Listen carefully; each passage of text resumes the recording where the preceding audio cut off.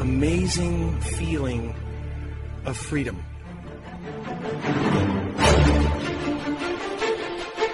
I saw that I was bigger than what I do. I was bigger than my body. I was everything and everyone.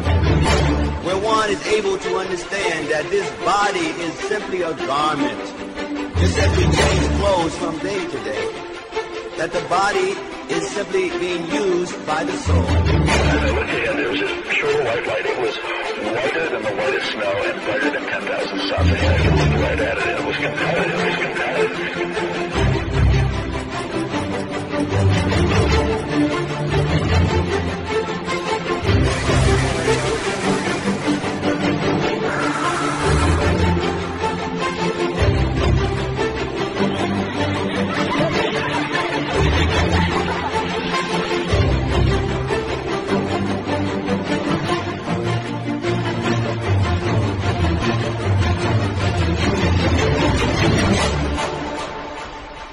Human heart is now documented as the strongest generator of both electrical and magnetic fields in the body.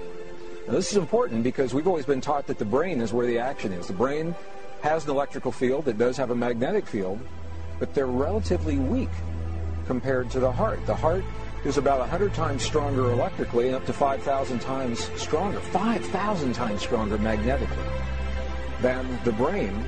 And the reason this is important is because the physical world as we know it is made of those two fields of energy, electrical and magnetic fields of energy, electromagnetic fields.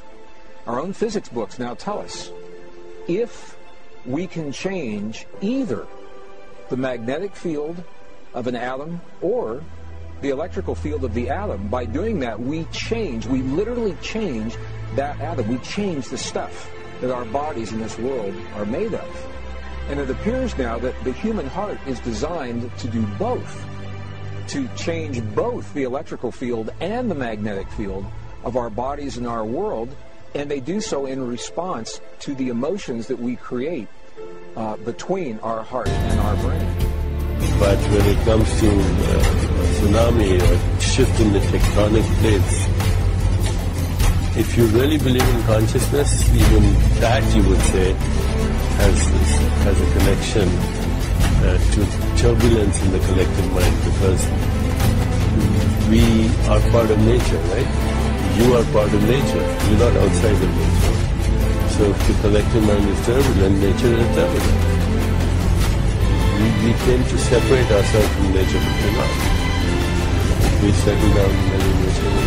Over the past 18 years, our research center has investigated heart-brain interactions, how the heart and the brain communicate with each other, and how that affects consciousness and our perceptions.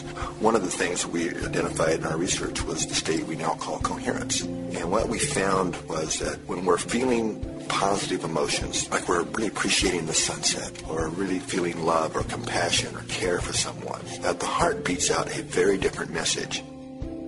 The heart generates by far the largest rhythmic electromagnetic field produced in the body. And what we've now found is that if we look at the spectrum analysis of the magnetic field radiated by the heart, that emotional information is actually encoded and modulating into those fields. So by learning to shift our emotions, that's changing the information we're encoding into the magnetic fields radiated by the heart, and that can impact those around us.